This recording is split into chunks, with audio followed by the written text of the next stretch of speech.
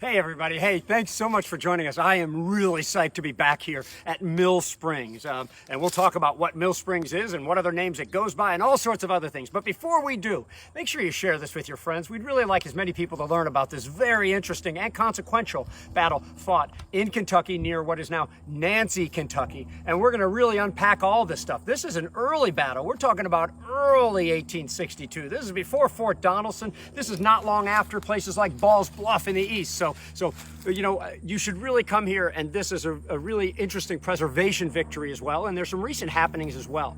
To get into that, though, we really haven't yet talked on this trip about sort of the early 1862 actions. We've talked plenty about middle and the fall of 1862 at other places while we were talking about Richmond and elsewhere. But here we are talking really about what's going on here with people like Albert Sidney Johnston and the defense sort of you know, Tennessee and southern Kentucky and whatnot, and this place called Cumberland Gap. And to really start to unpack this, I'm really happy to have Stuart Sanders here. We're talking about a historian. We are talking about an author who's written a whole book about the Battle of Mill Springs and used to be very involved with the preservation efforts at a battlefield we'll go to before long, Perryville. So come on up here, Stuart, and thanks for joining us. Hey, Gary, thanks for having me. I really appreciate it. I really want to welcome everyone to the Mill Springs battlefield. I've worked with Civil War sites for 25 years, and Mill Springs is definitely one of my most favorite. Now, I want to set the stage for you first about how did the soldiers end up at Mill Springs? And we're roughly about 8 miles from Somerset, Kentucky, so if you want to find the place on a map, you can start there. But in late 1861, the Confederates had established a long defensive line across the southern part of Kentucky. Now, it ran from Cumberland Gap in the east all the way across the state, where it ended at the Mississippi River at Columbus, Kentucky. As most people know, Kentucky had about a 5-month period of neutrality, but once Union and Confederate troops started pouring into the state, the game was on. Now, that defensive line was extremely important because it protected Tennessee from, invasion from northern troops, for example. And during that time, however, Union troops were trying to figure out, how do we end up breaking that defensive line? How do we push the war forward in a meaningful way? So Union General Don Carlos Buell decided that he would strike Nashville. Now, even though President Lincoln had been calling for him to take East Tennessee and occupy that Unionist region, Don Carlos Buell set his sights on Nashville.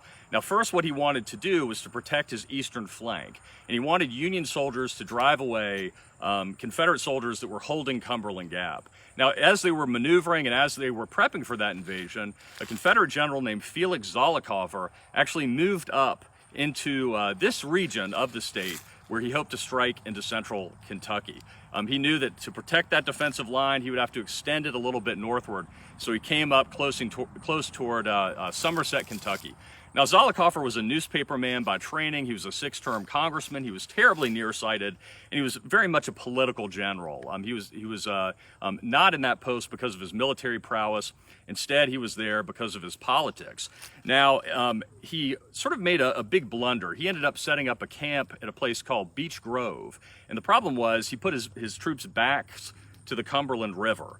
So although the camp was fairly well protected, one great military maxim is not to fight with your back toward a body of water. And Zollicoffer made that blunder, and he was soon replaced by Confederate General George B. Crittenden.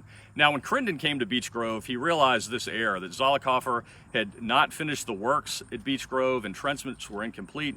He also knew that Union General George H. Thomas, as most of you know, later became famous from his role at Chickamauga.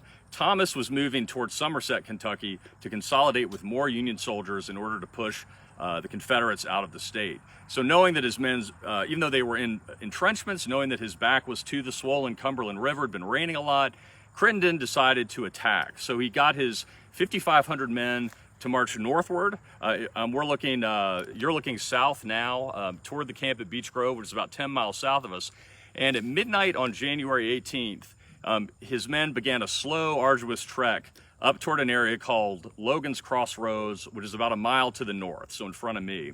And as the Confederates moved forward, it was raining terribly, the roads got churned into ankle-deep mud, and they determined to strike this what they thought was a divided Union army before they ended up attacking the Confederate troops, moving south and attacking the troops. Okay, yeah, let's unpack a little bit of that there. Thanks, Stuart, for that. So first of all, you've got Zollicoffer sort of establishing this camp. Then you've got Crittenden being put into command. I want to talk a little bit about Crittenden because he's no daisy, I think, necessarily. And then, you've got George Thomas coming in, and maybe the enemy thinks that he's divided. So I want to talk about that. And then you also mentioned, that we're near Somerset, we're near Nancy, but you mentioned Logan's Crossroads. We call it Mill Springs. So A, what is this battle called? 2, or B, let's talk a little bit about the commanders and whether Thomas is spread out. So what is the battle called? And that's sort of a kind of a long trivia question. Typically people will say, what battle has more names than any other? It might be the Battle of Mill Springs. It was called the Battle of Webb's Crossroads, the Battle of Fishing Creek,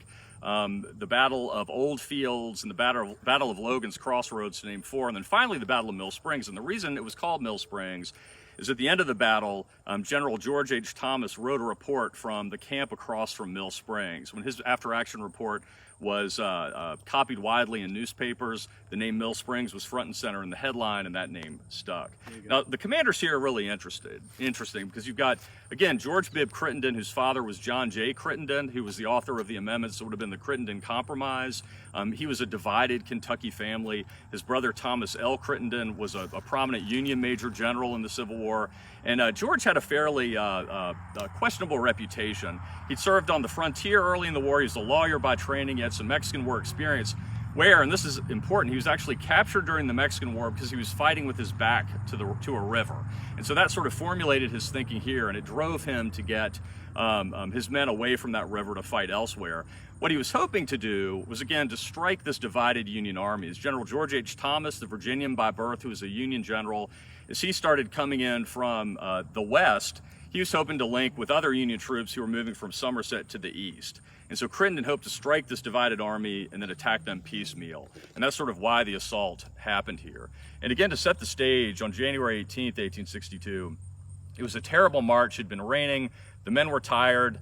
The men were carrying antiquated equipment, which we'll talk a little bit more about later. But again, they began the slow march behind us. And the road that you see behind me, that runs closely to where there was a road in 1862. We'll call it the Mill Springs Road because it runs southward to Mill Springs.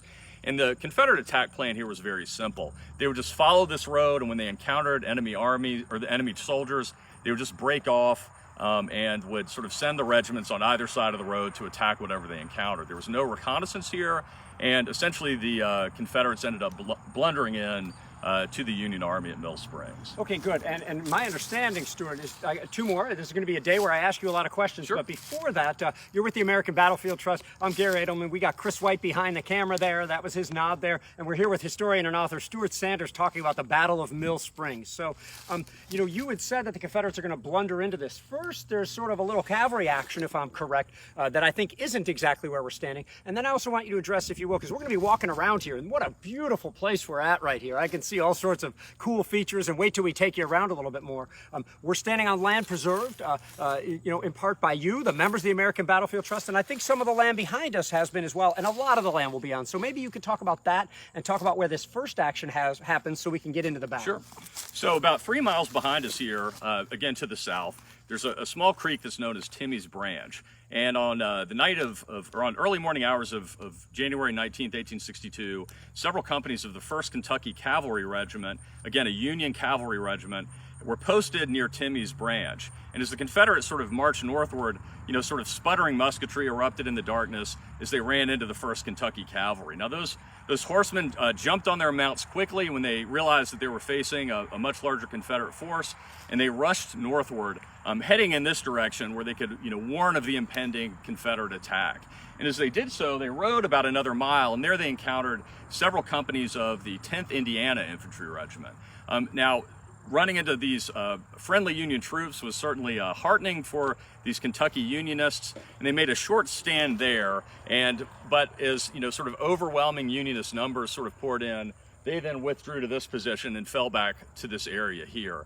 Now the weather played a critical role here. It was actually foggy. It was there was a driving rain at the time, which led to some important parts of the battle. But one problem was fighting in that early morning weather, in the fog, in the mist, in the black powder smoke as it swirled around the battlefield.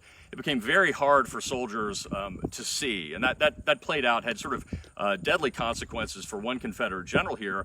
But more importantly, too, it really made the battle be sort of a piecemeal affair where Confederate officers were sending their men in sort of one at a time because they couldn't really determine where the Union lines were. But we have the 1st Kentucky and the 10th Indiana, after fighting for about 30 minutes, ended up withdrawing to this area here where they encountered the rest of the 10th Indiana Infantry Regiment, and that's where they sort of set up their line of battle, and that's sort of where the battle unfolded here. Okay, good, and I want to get into that battle part, but I mean, we're standing on trust preserved land now, right? And what about, is my understanding that most of the core part of this main battlefield has all been preserved? There's a little piece over there that hasn't been, and the whole northern section that connects with, say, the visitor center and the cemetery about a mile or two north of here is also, you know, missing some tracts. But could you characterize this a little? Sure, and really, you know, thanks to the members of the American Battlefield Trust, thanks to the work of the Mill Springs Battlefield Association and other public and private partnerships here, the Mill Springs Battlefield is really a national model for battlefield preservation, and that's thanks to the American Battlefield Trust and other groups that have literally preserved almost 700 acres of battlefield land here. And there's a great core part of the battlefield that has been preserved. As Gary mentioned, there are a few other little portions that still need to be protected. But for the most part here, when you're coming here, you get to sort of literally walk in the footsteps of history and get a sense of what the soldiers experienced here. And the preservation efforts have been so successful that just a few months ago, the Mill Springs Battlefield became the Mill Springs National Monument. So it's now part of the National Park Service, which is incredible. Great. Excellent. So then let's talk a little bit about the battle here. So as it comes up, like Stuart said, this is a pretty simple thing. They're coming on the same road. You're going to have Union soldiers deploying on both sides of the road, Confederate soldiers deploying on both sides of the road. Hey, it sounds a lot like the Battle of Richmond later that year, okay? But who is going to put more people on which side of the road, and who can get around the flank of that person on the road? So set that up a little bit, and then we're going to take a cool walk to follow some of the Confederate movement. Sure. So on the east side of the road is where the 10th Indiana and remnants of the 1st Kentucky Union Cavalry ended up being posted sort of in a field. They were partially in some woods, and what they ended up doing, they were facing the 19th Tennessee Infantry Regiment that was first sent in. And as they ended up exchanging gunfire with the 1st Tennessee, this is where sort of the technology of the battle plays an important part. Most of the Confederate regiments here were armed with flintlock, smoothbore muskets. There were only a handful of regiments that actually had rifle muskets, and because of that, in the smoke and in the mist, they really couldn't tell how far away the Union soldiers were. So as the Confederates fired buck and ball rounds well over 100 yards away, many of those rounds fell short and were completely ineffectual, whereas the Union troops here armed with rifle muskets could shoot as far as 300 yards away. So despite this terrible fire that the Confederates were receiving, they continued to press against the 10th Indiana and the 1st Kentucky Cavalry. And then in addition, again, piecemeal battle, commanders weren't really sure of what was happening in the rain and the fog and the smoke. The 15th Mississippi Infantry Regiment, instead of sort of following the Mill Springs Road as they had decided to do, they ended up trying to flank the Union Army and pour down into a ravine on the east side of the battlefield, which we'll go walk to now. All right. And that'll sort of tell us a little bit more about the battle. But again, technology plays a huge role here. The weather plays a huge role here. And this was a battle marked by confusion and also sort of marked by poor leadership at the time. Because essentially you had Crittenden, the Confederate commander, who really wasn't on the scene. And as the battle opened, George Thomas was at his headquarters several miles away. So it was really up to the colonels who were commanding regiments here to determine how the battle would unfold. Okay, great. Thanks, Stuart. And as we walk this, you can see pretty neat terrain here as we get toward this ravine. But we are walking on a slope. We are also walking, eventually we're going to walk sort of on a curve. So when you've got a line of 400 soldiers, walking on a curve entails doing something like a wheel, right? Because if you all walk in a straight line, you'll all go in that direction. But ultimately, they want to curve this way, meaning this guy's going to move really slowly, and this guy's on my right are going to sprint to try to all stay in a line while they're moving in the way we are. So I just wanted to get that in here, Stuart. So are you saying we're walking close to the path of the 15th Mississippi? We are actually. They're a little bit behind us here in this ravine. You can see the woods here, and you can see the undergrowth, and you get a sense of what the battlefield was like at the time. Again, very hilly terrain. It was fairly wooded behind us here at the time. There was an old blacksmith shop, and that later became a field hospital too. But you can imagine on this cold January day, again, driving rain, the Confederate soldiers of the 15th Mississippi were pouring behind me here in this ravine. What they were trying to do, they were trying to attack this fence that is behind me here, if you can see that. And at that fence the 4th Kentucky Union Infantry Regiment ended up forming as the 10th Indiana Infantry started taking fire.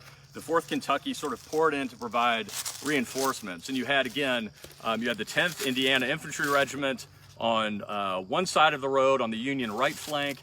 You had sort of fragments of the 1st Kentucky Cavalry kind of forming up near the road in the center. And then on the Union left, you had the 4th Kentucky Infantry there. And as the 15th Mississippi sort of poured through this ravine, this is where battlefield confusion became extremely apparent. The colonel of that regiment had told his men that in the fog, if you don't know if you're facing friendly troops, the password will be Kentucky.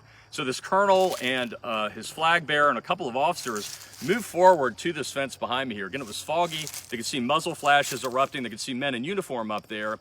And Colonel Edward Walthall, the colonel of the 15th, said, whose men are you up there? And of course, the 4th Kentucky Union Infantry Regiment shouted, Kentucky. So of course, just by chance, this was the password that the Confederates were using in the 15th.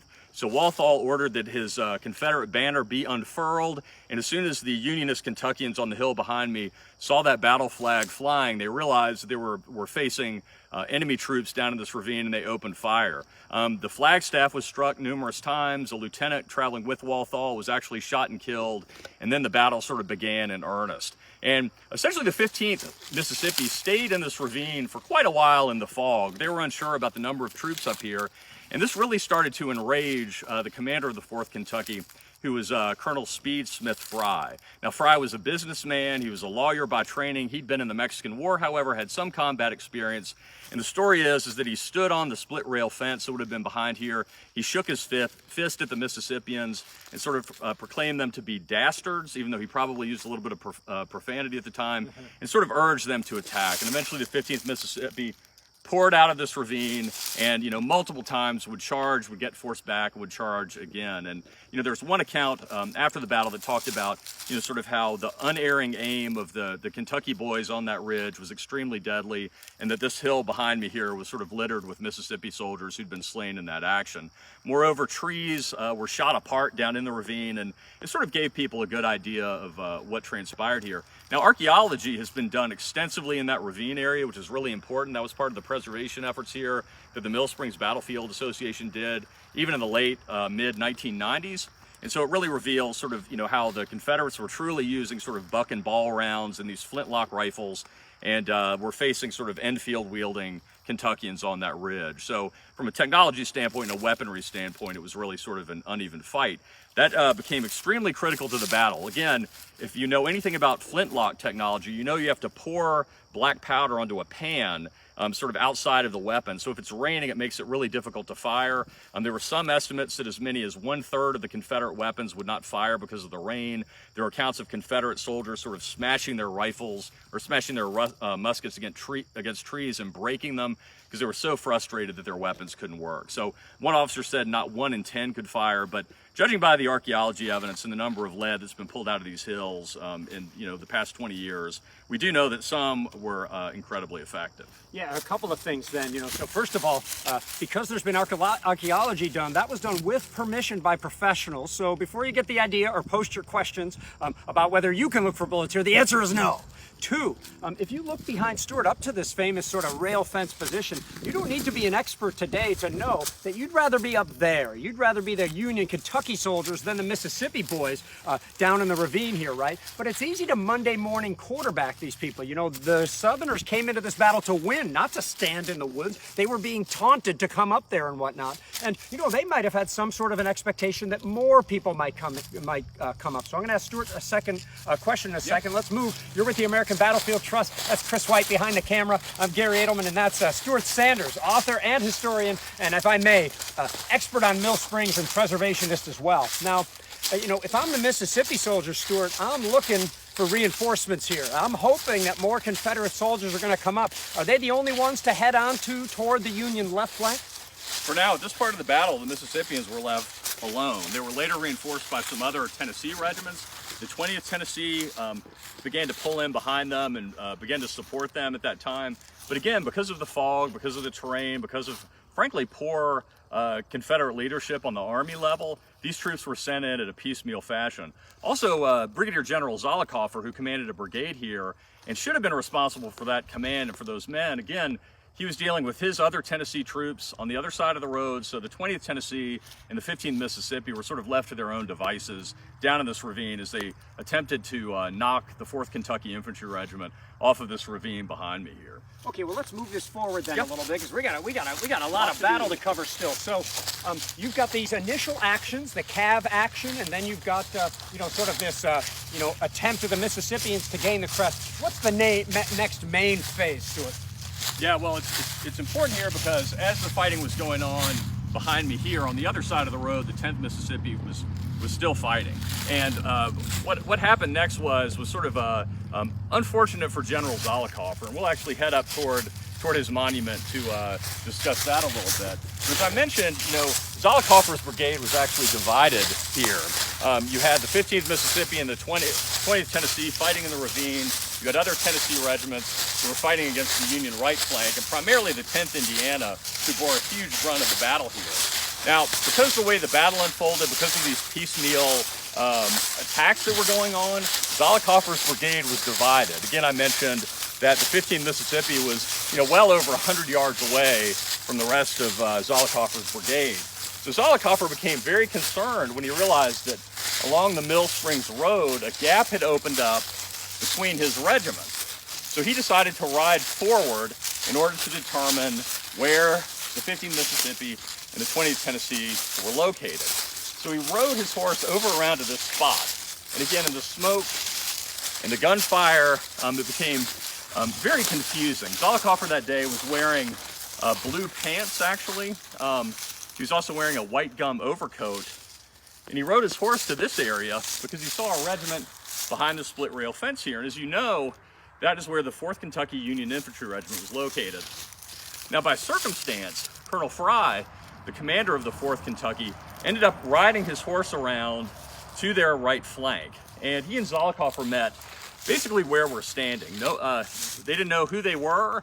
Colonel Fry later said that because Zollicoffer was wearing blue pantaloons, he didn't realize that he was actually a Confederate soldier. So they met in this area behind me here where this monument is. And Zollicoffer said, "Why are you shooting at our men?" And Fry said, "Well, I'm sure they're the enemy." And they got so close that their horses actually bumped into one another. And as they were talking and trying to figure out what was going on, it's interesting to note too that so many Union regiments were thrown in together into Thomas's army fairly quickly that the colonels weren't necessarily familiar with other officers from different regiments. So he thought he was talking to a Union officer. Fry thought that he was talking to a Confederate. And as their horses met in the middle of this area here, another Confederate soldier came out from behind a tree and took a pot shot at Fry and missed. And at that time, Fry realized that he was talking to a Confederate. He thought that this Confederate was trying to dupe him. He pulled his pistol and ended up shooting Zollicoffer. And at the same time, the 4th Kentucky fired too, and Zollicoffer was riddled with bullets and fell about here where this monument is located. And so because of that gap in the Union lines, because of Zollicoffer's inexperience, instead of sending an aide to figure out who these troops were behind him, he traveled here himself, and it had deadly consequences. Good. And let me know, I know a lot of you are interested in Felix Zollicoffer and his demise here, and about something called the Zolli tree. We'll talk about that, but on another video. So because that's a whole separate video in itself. But so what you have is now the Confederate commander, at least on the field, is down. You've got the Union with reinforcements coming in. Let's tie this thing up, Stuart. What's going on? So the battle had been raging for about an hour. Again, the 4th Kentucky was fighting behind me at this fence. The 10th Indiana was on the other side of the road. Finally, General Thomas arrived, and he realized that his men needed reinforcements. So at the split rail fence behind me, he sent in the 2nd Minnesota, which was a really tough infantry regiment. And to replace the 10th Indiana on the other side of the road, he sent in the 9th Ohio Infantry Regiment, which was an incredibly interesting regiment. They were primarily comprised of German-speaking immigrants who had experience fighting in Europe, in the late 1840s, 1850s. And so this was one of the best trained regiments in the Union Army at that time, and he posted them on the Union right flank. The Confederates kept trying to attack. The 15th Mississippi finally reached the split rail fence where they were literally yanking enemy guns across the fence rail. There was a huge bayonet fight going on here. Thomas realized, though, that the Confederate line was wavering. Despite the fact more Tennessee regiments were moving in, he then decided to push his men forward in one large advance. He sent a fresh brigade of Kentucky and Tennessee Unionists around to the far left, and then he had the 9th Ohio Infantry Regiment do an incredible bayonet charge across that end of the battlefield. And as the 9th Ohio sort of fixed bayonets and charged forward, it ended up breaking the Confederate left flank, sent them reeling. The rest of the Union soldiers on this part of the field where we're standing then also advanced, and they ended up shoving the Confederate army back to their camp located at Beech Grove about 10 miles away.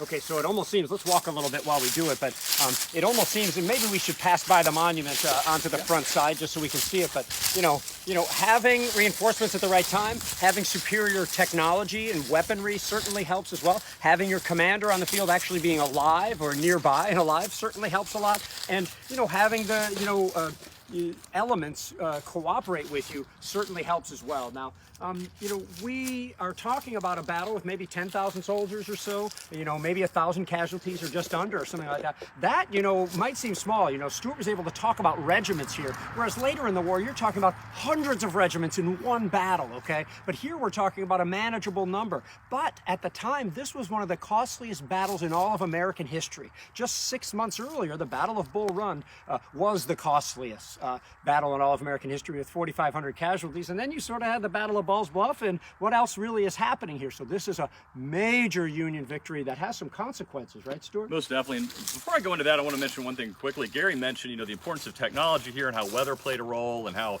the command structure did too, but terrain was also incredibly important. Confederate troops trying to pour out of that ravine to attack that fence area was difficult.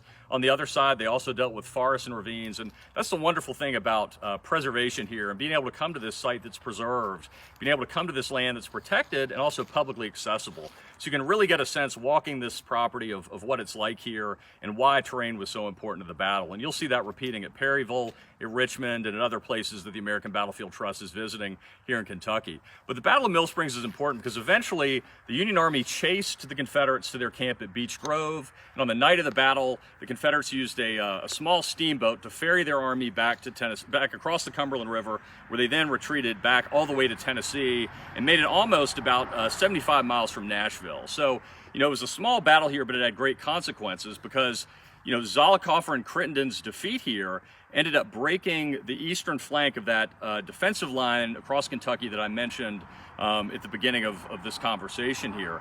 Because of that, the Confederate line became untenable. The center fell at Bowling Green. The western flank also fell, and that paved the way for Nashville being captured by Union forces. It also paved the way for Forts Henry and Donelson being captured. And eventually, after a few months after the Battle of Mill Springs, the Confederates found themselves all the way back at Corinth, Mississippi. And as we all know, they tried to sort of redeem the loss here, redeem the loss of Kentucky, and redeem the losses in Tennessee at the Battle of Shiloh, and we know how that happened. So the Mill Springs is important because it pushed Confederate troops out of Kentucky, and it left Kentucky in Union hands at a critical point. Because this early in the war, the nation did not know if Kentucky would go for the Confederacy or go for the Union. And thanks to the Battle of Mill Springs, it ended up keeping Kentucky in Union hands, and that's one reason it's so important that it's being preserved today. Good, and let's turn over this way. Thanks so much, Stuart. If we can, we have some of the, we have a mass grave and some